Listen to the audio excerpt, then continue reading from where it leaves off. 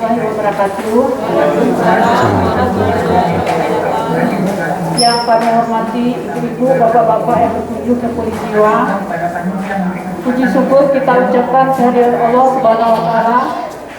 Selawat beriring salam kita ucapkan kepada Nabi besar kita Muhammad SAW.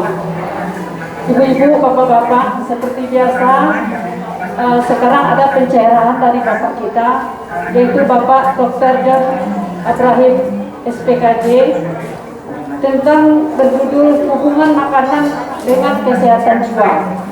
Kepada Bapak kita persilakan dengan segala hormat. Ya, terima kasih Bu.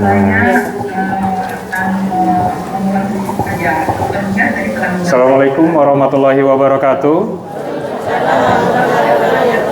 Ya, pada hari ini alhamdulillahillazi arsala rasulahu bil huda wa dinil haq liyudhhirahu ala dini kulli wa kafa billahi syahida. Dan pada tema hari ini, Bapak Ibu sekalian, kita membahas tentang hubungan daripada makanan dengan kesehatan jiwa. Jadi mungkin Ibu dan Bapak bertanya-tanya, memang ada hubungannya apa yang kita makan dengan kesehatan jiwa? Nah, kalau sekarang zaman sudah begitu modern, kemudian penelitian sudah begitu banyak, sehingga semuanya bisa kita buktikan dan bisa kita evaluasi. Jadi kalau di dalam Islam itu kan makanlah halalan thayyiban. Jadi tidak hanya halal tapi thayyib, yang baik. Jadi kalau halal ya semuanya juga rata-rata halal, tetapi thayyib enggak baik enggak bagi diri kita. Nah, thayyibnya itu apakah baik kepada fisik kita ataukah kepada jiwa kita? Kalau kita taunya oh jangan banyak-banyak makan gula, nanti jadinya penyakit gula, taunya itu ya. Oh, jangan banyak-banyak makan ini sambal lado, nanti asam lambung naik. Nah, kan taunya seperti itu ya Bu ya. Nah, pada hari ini kita membahas tentang makanan yang berpengaruh kepada kesehatan jiwa. Nah, ibu-ibu mungkin penasaran ya, emang ada apa? Sudah ada dan penelitiannya sudah banyak tersebar di kedokteran jiwa. Nah, sekarang kita bahas ya Ibu ya, yang sederhana-sederhana saja. Jadi ketika kita makan, misal kita makan ya Bu ya, makan ya, pola makan itu sangat penting. Makanya waktu kita SD dulu kan, kata Bu Guru, Pak Guru, 4 sehat 5 sempurna, jangan lupa. Wah, 4 sehat 5 sempurna. Nah, itu memang benar. Ketika ada beberapa gizi yang memang kurang, yang dibutuhkan, jadi kita terlalu banyak pantang nih. Pantang makan ini, pantang makan itu, akhirnya nggak jadi makan. Nah, itu nanti berpengaruh karena kita itu harus memenuhi banyak gizi. Gizinya apa? Misal kalau daging harus makan. Daging itu mengandung ada zat besinya, ada seratnya. Itu penting bagi tubuh kita. Kemudian kalau sayur-sayuran dan buah-buahan seperti tomat dan segala macamnya itu mengandung antioksidan. Antioksidan itu untuk menangkal radikal bebas di tubuh kita. Itu bagus sekali. Nah, sekarang untuk kesehatan jiwa, dengan pola makan yang cukup ya Bapak Ibu ya, pola makannya cukup, tidak ada yang kurang, itu akan mengurangi tingkat depresi sebesar 40-60%. Jadi Ibu jangan terlalu banyak pantang juga. Kan tidak ada kita melarang-melarang, oh jangan makan sambal lado, jangan makan ini, jangan makan limau manis, tidak ada. Itu semua boleh, tapi jangan berlebihan. Nanti kalau semuanya dipantang, jadinya tidak ada gizinya. Ketika tidak ada gizinya, mempengaruhi kepada depresi. Nah, salah satu penelitian begitu. Nah, jadi kita makanlah apa yang kira-kira. Nanti kalau ada undangan acara Barale ya kan, orang Barale udah undang-undang kita ya kan, kita datang, waduh makanan enak semua ini. Tidak jadi saya. Boleh dikicau aja satu-satu. Nah, tidak usah banyak-banyak Ibu ya. Dimakan aja. Nanti yang punya acara Barale tersinggung. Wah, ini Ibu ini sombong sekali. Nasi saya aja tidak disentuh. Wah, masalah lagi baru. Sekarang apalagi? Selain pola makan yang baik, selain mengurangi tingkat depresi sebesar 40-60% menurut penelitian, nah makanan yang baik ini juga mempengaruhi kondisi bakteri di usus. Nah, jadi kalau kita melihat bakteri itu adalah penjahat, musuh, segala macam ya Bu ya. Bentuknya menakutkan. Ternyata bakteri itu memang hidup di usus kita. Tetapi di situ ada bakteri baik, ada bakteri jahat. Nah, ketika makanan-makanan yang baik ini berfungsi apa? Berfungsinya untuk memberikan suasana ekosistem atau lingkungan daripada bakteri yang baik, sehingga dia bisa tumbuh lebih baik lagi dan bisa mempengaruhi di usus kita. Karena apa? Usus bakteri yang jumlahnya yang baik ini ada lebih banyak, nanti dia akan mengirimkan sinyal, ya, mengirimkan gelombang kepada otak kita. Nah, ketika otak kita dikirimkan gelombang, dia akan merespon apakah saya akan merespon kecemasan, apakah saya akan merespon kebahagiaan, apakah saya merespon depresi. Nah, jadi jangan sepelekan, ini penelitian yang terbaru ya Bapak Ibu ya. Jadi ini penelitian, kalau zaman dulu ini belum ada penelitiannya, kalau sekarang sudah ada, dan membuktikan bahwa bakteri baik di dalam tubuh kita itu berguna, sehingga nanti Ibu Bapak jadi berguna, bisa dikirimkan sinyal yang baik ke otak kita dan akhirnya akan merespon dengan kebahagiaan. Disebut juga dalam teorinya adalah gut brain axis. Jadi hubungan daripada usus dan otak. Itulah yang sedang diteliti dan memang sudah berkembang di dunia barat. Dan kita memang masih baru di Indonesia untuk penelitian ini. Nah, kemudian kita juga bisa lihat lagi, yaitu pada misalnya makanan yang berpengawet. Ya Bu ya.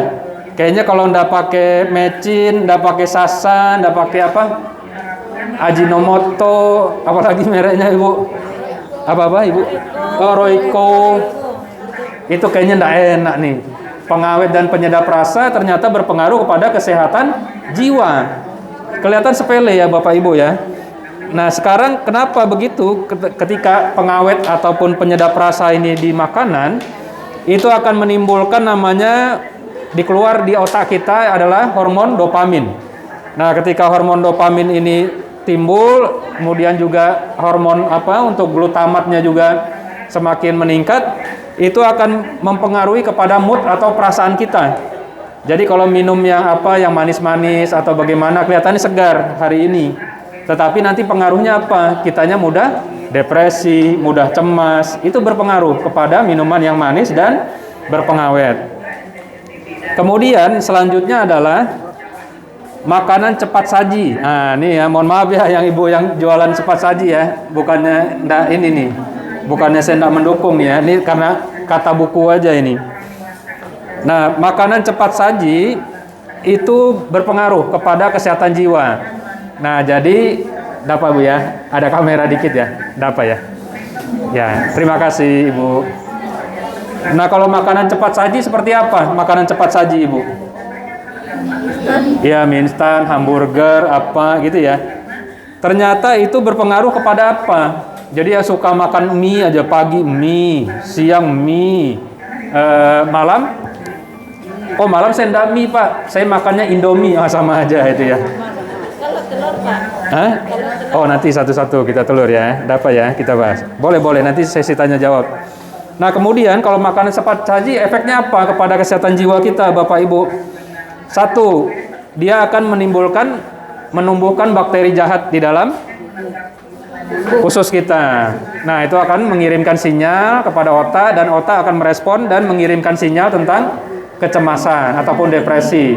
Atau yang disebut juga tadi yang saya sampaikan yaitu gut and brain axis, ya, teorinya begitu.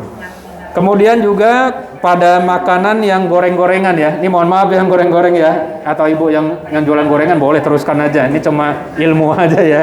Kita berbagi ilmu, bukannya aduh tutup nih usaha gorengan saya gara-gara Pak John ini. Nggak ada ya. Jadi kalau makanan yang terlalu banyak digoreng, itu akan mengakibatkan di makanan itu omega 3 atau zat yang baik untuk tubuh kita. Omega 3 ini akan luntur. Jadi misal nih makanan digoreng, semakin digoreng itu omega 3-nya semakin luntur, dan menurut penelitian omega 3 ini bagus untuk diri kita seharusnya, yaitu untuk menurunkan kecemasan. Tapi karena kita goreng lagi di makanan itu omega 3-nya jadi hilang. Nah, seharusnya bisa jadi obat bagi kita, jadinya hilang. Berarti kalau bisa direbus-rebus saja ya, kalau bisa. Saya juga suka gorengan, masalahnya nih jadi masalah juga saya nih. Nah, kemudian juga karbohidrat olahan. Karbohidrat olahan ini karbohidrat yang buatan ya.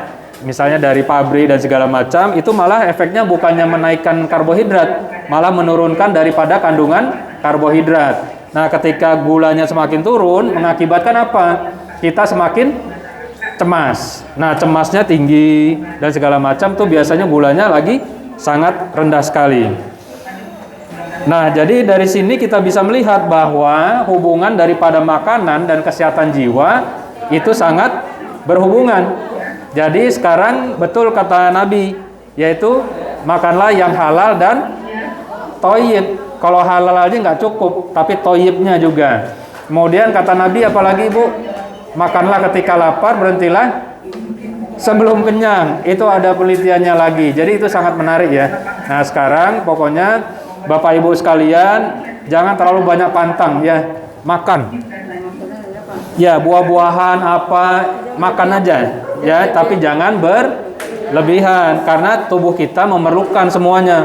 Pak, katanya nggak boleh makan daging kambing. Kata siapa? Dikicau aja sedikit boleh. Kita kan ngambil apa seratnya, ngambil zat besinya di situ.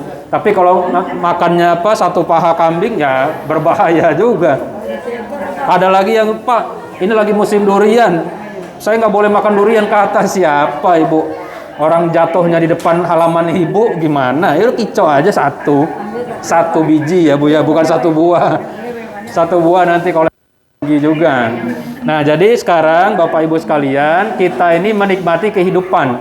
Hidup ini kita nikmati, tidak boleh banyak dipantang-pantang. Nikmati saja, tetapi jangan berlebihan.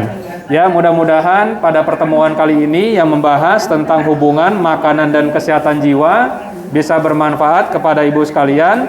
Dan mohon maaf kalau ada kesalahan. Wassalamualaikum warahmatullahi wabarakatuh.